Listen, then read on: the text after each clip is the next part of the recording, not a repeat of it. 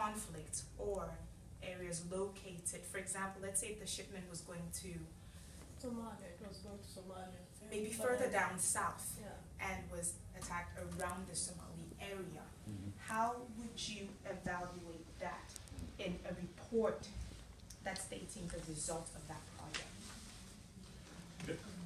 Those were 1, 2, 3 That might be a difficult questions. question for you. Yeah, we could get two more. We could get two more before we answer. So we take yours and then we take yours. Luke again. And my question is to Mingo. Use your name because I hate Luke. saying Luke again. Luke. Yes. I can call me beautiful. That was fine.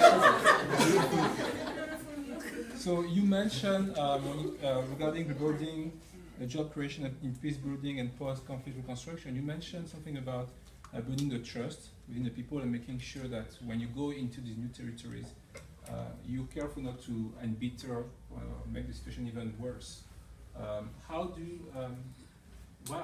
you go about building that trust, not only between local and people going to, but also between themselves, between ethnic groups and form of faction? I think that also relates to what you could talk about, including those who be involved on either side of conflict.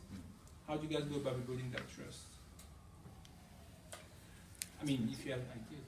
Okay, so should we get the last question before we get answers? Then we'll do another round of questions. Yes. Yes, please. Yeah, my name is Said Hussain. I'm the Secretary General of an organization called Somali Diaspora Organization. I've been involved with humanitarian assistance also, I know Mingo very well. And also actually the church aid, I've met Lisa and you're beginning to go into Somalia. I'm very, I want to know what is your consideration in the church aid in terms of, you know, Danish companies doing CSR work in, for example, Somalia and Africa. If you take Gromfos, for example, they have a lifelink concept in Kenya, where they make wells and so on. And, you know, that could be linked up with some of your own projects in terms of the water storage and the upcoming famine. Do you consider, the reason I'm saying this is because Denmark is one of the least corrupt countries in the world, and Somalia is there in the other end. So the bridge between the two has to be very long. And the only persons that can build that bridge, I believe, is the diasporas in both countries. So do you, in your work, consider the involvement of diasporas in your program when programming? One.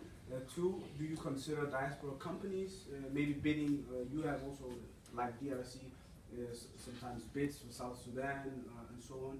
Do you consider that as, prefer that in your work?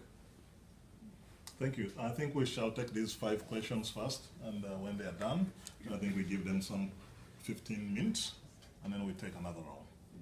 Okay. Thank you. So I think we start with Mingo.